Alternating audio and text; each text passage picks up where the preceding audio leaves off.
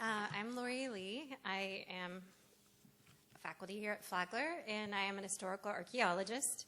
I've been a part of this project, as Julie mentioned this morning, for 5 years, working with Julie and Leslie Keys and Steve, trying to do something to include Indigenous voices in our interpretations here, right? So all of my work that I've done as an anthropologist and archaeologist has been very community-based and working with descendants and trying to tell stories that include or elevate the voices of descendants, right? So I'm very excited to be here today, and particularly excited to be here with all of the members of the Cheyenne and Arapaho who came here. We are so fortunate, and I hope everyone in this room knows how lucky you are to be here in this space with these people who have been willing to come back to this place where they experienced historical trauma, their family experienced trauma, to share with you their lives, right? So I'm grateful, and I hope that you're grateful as well. Like everyone else here, I am speaking to you because Noreen asked me to. So I'm a little bit uncomfortable here to be talking about science when science has been used as a Western weapon, right? So let's keep that in mind, and I don't want anyone to leave with the idea that that science is the only way of looking at things or the right way of looking at things. There are many different ways of knowing things, and you can hold many of those at the same time. So that's important, I think, to realize.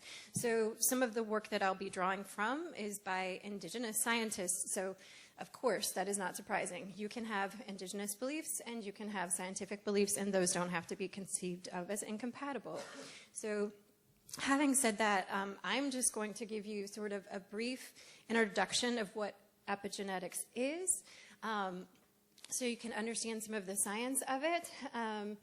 And I love this artwork by an Indigenous Canadian artist, Sitza Kennedy, and this is her depiction of what intergenerational trauma can look like.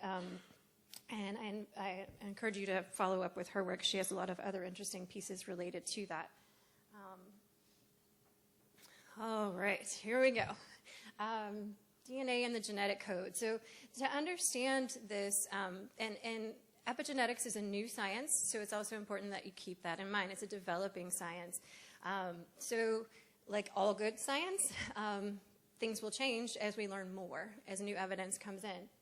But what we're finding is, things that might not be surprising to you, is that biologically,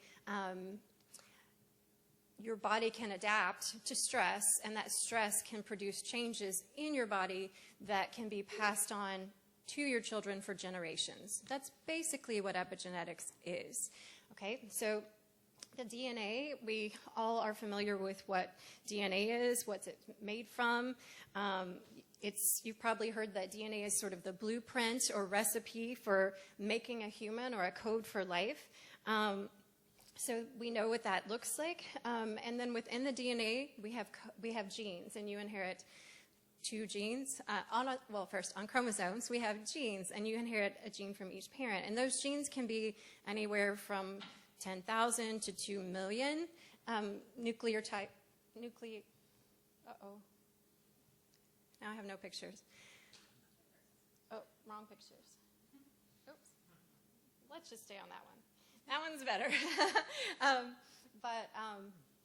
So anyway, so those genes then are important as physical and structural regulators of heredity, so expression of your genes. And so that's what we're thinking about. So although the stress that you experience in your lifetime does not alter your DNA, that blueprint, it does and can engage and create some chemical processes that attach molecules to your DNA. So epigenetic really means above genetic, right? So it attaches, the most common process is called methylation. And what that does essentially is create a starting and stopping of what the gene is supposed to express. So it keeps it from expressing certain traits or encourages it to express certain traits. So I'm an archaeologist. I have to have objects and props. So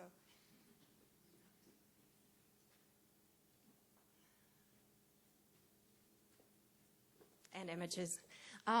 So essentially, if you think of it, again, these are those nucleotide bases. So all DNA is made up of these 4 nucleotide bases, right, students?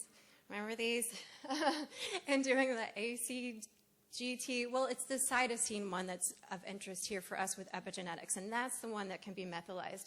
Things can be added to that create these start-stop codons, right? So it's essentially like your DNA stays the same, that map stays the same, but just in the same way when you're taking notes, you will highlight some things, right, students? So highlight some things pink, and that could mean, hey, pay attention to this thing, right? And then we might highlight some things green, and that might mean, hey, you don't need to pay attention to this right now, right? And that's what's happening at the molecular level. And so it's not that scientists have been unaware of this process of regulatory genes. We're familiar with a number of these that you often hear about in biology. Marfan syndrome is, we think, probably what Lincoln and Akhenaten had, right? And so the codons that code for your fingers to start and stop growing turn off later than normal. And so you have these really long hands, right? So that's what I mean by sort of on and off switches, okay? And so we also are familiar with birds and that they may be descendants of dinosaurs with feathers. And we know that dinosaurs had teeth, so why don't chicken have teeth? Well, they do have the genetic coding or that DNA for teeth, right? But they have regulatory genes that keep them from expressing them. Same thing. Another example is human hair. So humans as primates, they have still have the genes for full body hair, but on your body, those are turned off, right? And same thing, you may be more familiar with lactose intolerance and lactase persistence, right? That depends on regulatory genes as well. So epigenetics is then changes to how the DNA is expressed without changing the DNA itself. And so how and why does that matter to you? The reason why it becomes relevant here is for understanding some of the health disparities that we're seeing in Native American populations, right? So there are very high rates of addiction, suicide, mental illness, sexual violence, and other health disparities among Native peoples that are influenced, at least in part, by historical trauma. So that, again, when the person is responding to stress, so we've been hearing about the captives who drew these images that you see here when they're taken from home and they're responding to the stress. We heard yesterday that exile is the worst possible thing, right? Because it is essentially a death sentence. Displacement from one's people and one's family is considered a form of social death, right? And so to remove people from their social ties elevates stress. And that produces a lot of cortisol in the body and elevates blood sugars. So when we see high rates of diabetes as well, unregulated high sugar levels. So these processes that we're seeing, these health disparities we're seeing through epigenetics, we're starting to see that there may be some markers on the genetics that we can start to recognize and look at that will help us understand how these historical how these health disparities are related to historical and intergenerational trauma that is passed on through the generations. So again, as a science, I want to say it's important to recognize that this is not causal and that this is not determinative. People often misuse science, and this kept me awake most of the night last night. So I'll talk about that in a second. But I'll make sure that you have this information. This is the global research community on epigenetics, and they post all their latest research in here. And I'll make sure you have this link to a free online course on epigenetics if you would like to learn more about it through Manitoba University. But my concern was this, that science can be misused as pseudoscience, and it has been done, and it's been done particularly with Native Americans and other marginalized communities, African Americans. So I want us to all keep that in mind and bear that in mind. And again, as an archaeologist who thinks about objects, we've seen this.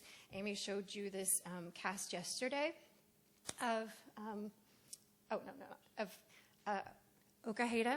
And I wanted you to remember that objects are multivalent, right? So the reason why they took these casts, why Clark Mills came down and took these casts in the first place, was because in the end of the 19th century, they wanted to promote this idea that, or people believed scientifically and pseudo-scientifically, I should say, that you could tell a lot about an individual's character by their skull. Right?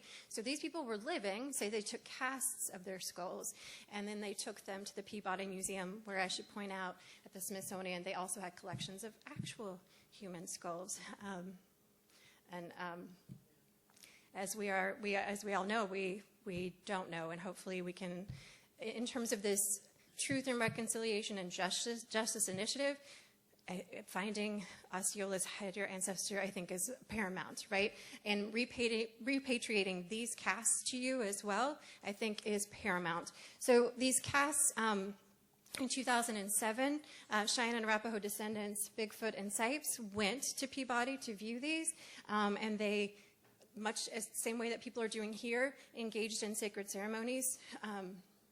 And the question is, can they come back, and then what will be done with them? But again, I think that is a decision to be made by the Cheyenne and Arapaho and not by Peabody Museum.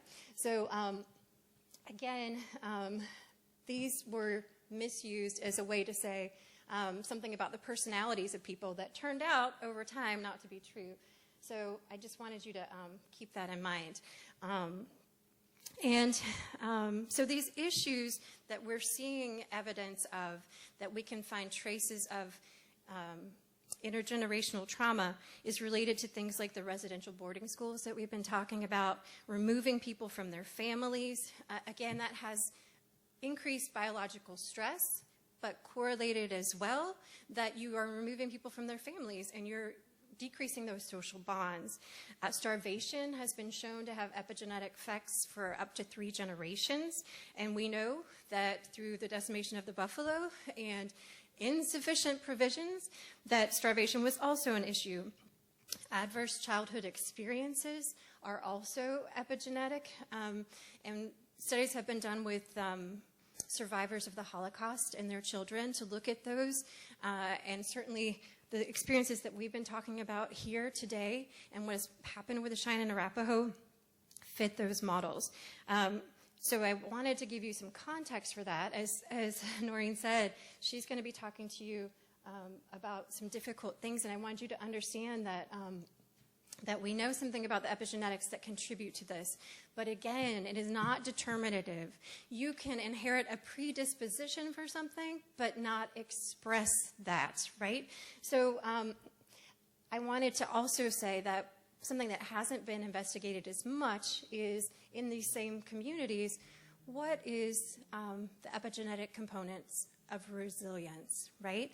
So if we're looking, as we see here, Tracy Whiteshirt, who just shared with us her ancestor here, right?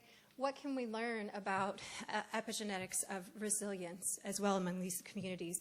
So Henry Pratt, again, you know his philosophy was kill the Indian and save the man, but you think the United States would have learned after Sand Creek Massacre or Washita or Pine Ridge or any other numerous atrocities that happened, that while it may be possible, as they saw when they shot and murdered Graybeard, you may kill the man or the woman or the child, although thou shalt not, but you cannot kill the Indian.